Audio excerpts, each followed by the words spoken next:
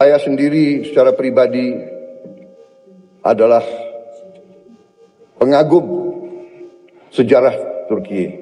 Sebagai anak muda, pahlawan saya, ikon saya adalah Mustafa Kemal Atatürk.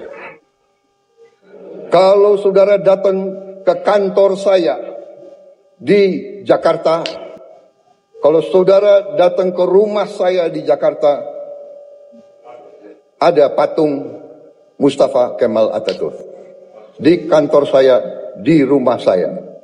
Bagi kami, Mustafa Kemal Atatürk adalah sebuah ikon, sebuah contoh keberanian, contoh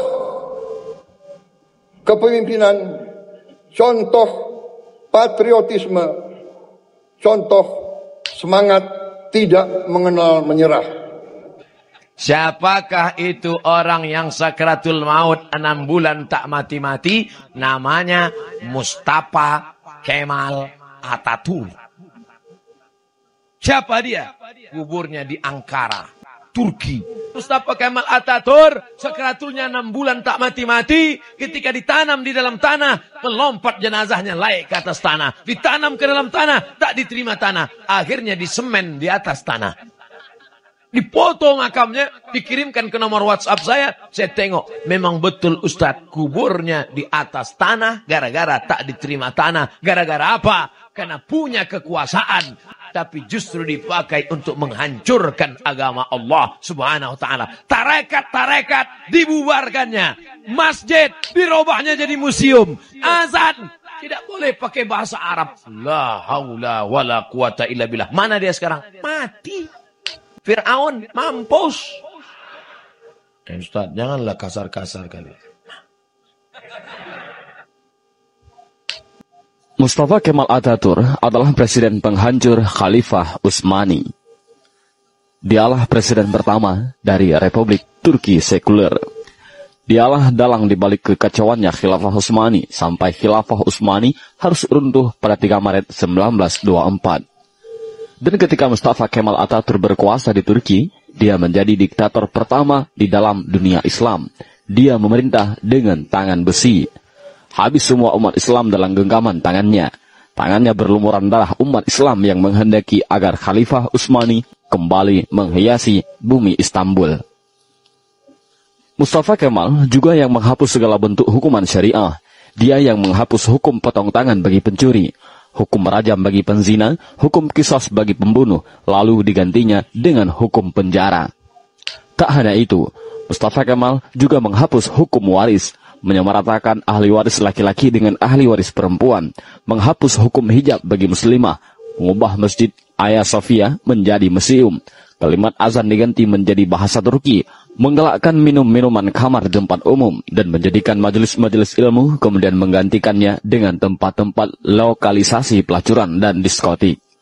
Tak hanya mengubah sistem pemerintahan Turki yang islami menjadi sekuler, Mustafa Kemal juga memiliki sifat sombong, sebagaimana Fir'aun.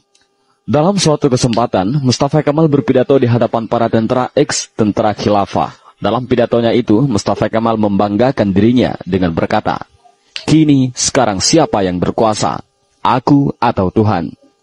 Dengan perasaan takut, para tentara itu serentak mengucapkan, "Andalah paduka yang kami takutkan sekarang." Mendengar jawaban dari para tentara itu, senyum kesombongan mengukir di bibir Mustafa Kemal. Tapi semua itu berhenti ketika periode akhir Oktober 1938. Saat itu, Mustafa Kemal awalnya menderita penyakit kulit, namun Mustafa Kemal menderita penyakit tambahan yakni malaria, lever, dan penyakit kelamin. Dokter pribadinya pun memberi salep dan dioleskan di kulitnya yang luka karena garukan dari kukunya. Dr. Abdullah Azzam dalam bukunya Al-Munaratul Mafkudah menjelaskan prosesi ajal Mustafa Kemal Atatürk yang sangat mengerikan.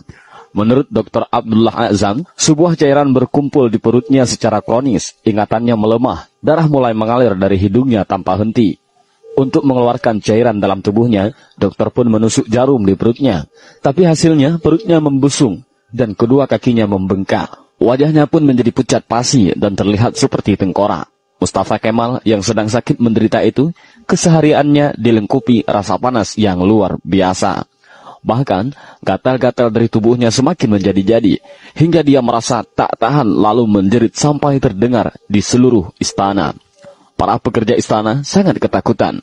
Ketika Mustafa Kemal sudah menjerit karena kesakitan, badannya yang panas hingga melebihi suhu normal membuatnya tak mau masuk istana. Dia meminta dibawa ke tengah-tengah laut untuk menurunkan suhu tubuhnya. Tapi suhu tubuhnya selalu naik dan malah panas. Syekh Dr. Said Husin Al-Afani dalam kitabnya Al-Jaza min Jinsil Amal mengisahkan bahwa sebenarnya Mustafa Kemal sudah mulai menderita kanker hati pada tahun 1936. Tapi anehnya para dokter yang mendiagnosa baru mengetahui Mustafa Kemal terkena kanker hati pada tahun 1938. Dan puncaknya, pada pagi hari tanggal 10 November 1938, Mustafa Kemal dinyatakan mati oleh tim dokter. Sakratul maut yang amat mengerikan bagi pengkhianat dan penghancur Khalifah Utsmani. Bahkan, ketika akan proses pemakaman pun, para ulama Turki menolak untuk menyolatkan jenazah busuk Mustafa Kemal. Baru di hari ke-9, atas desakan dan permintaan dari adik perempuan Mustafa Kemal, barulah para ulama dan rakyat Turki mengkafani, menyolatkan dan menguburkan Mustafa Kemal. Tapi, naas, ketika jenazahnya akan dimasukkan ke bumi, jenazahnya terlempar ke atas. Para penziarah dibuat repot oleh hal ini. Untuk para ulama sepakat untuk menimbun jenazah Mustafa Kemal dengan bebatuan di bukit di Ankara. Baru setelah 15 tahun matinya Mustafa Kemal, jenazahnya kembali untuk dikubur. Tapi lagi-lagi, bumi menolak jenazah Mustafa Kemal. Hingga akhirnya, jenazah Mustafa Kemal dimasukkan ke dalam museum etnografi di Ankara, Turki. Jenazahnya ditimbun dengan bebatuan marmer yang bobotnya sampai 44 ton. Dan jika Anda pergi ke museum etnografi di Turki untuk melihat makam Mustafa Kemal, para pemandu museum pasti akan menyemprotkan parfum yang paling wangi ke pakaian Anda. Sebab, jika Anda sudah mendekati makam Mustafa Kemal, pasti akan tercium bau yang lebih busuk dari bangkai. Pihak museum pun mengakui, jika sumber bau busuk itu bukan dari WC ataupun septic tank yang bocor, melainkan di areal makam Mustafa Kemal Atatürk. Kisah ini memberikan i'tibar, seperti kata beberapa ulama, kalau kamu benci dan mencoba menjegal khilafah, maka kamu akan melawan Allah. Lihat, kematian yang mengerikan menimpa Mustafa Kemal Atatürk, si penjegal dan penghancur khilafah Utsmani. Aroma bau yang keluar dari makam Mustafa Kemal adalah cara Allah memperingatkan kepada siapa saja yang mencoba sombong dengan kekuasaannya dan melawan syariatnya. Maka dia akan mendapatkan kematian yang terhina.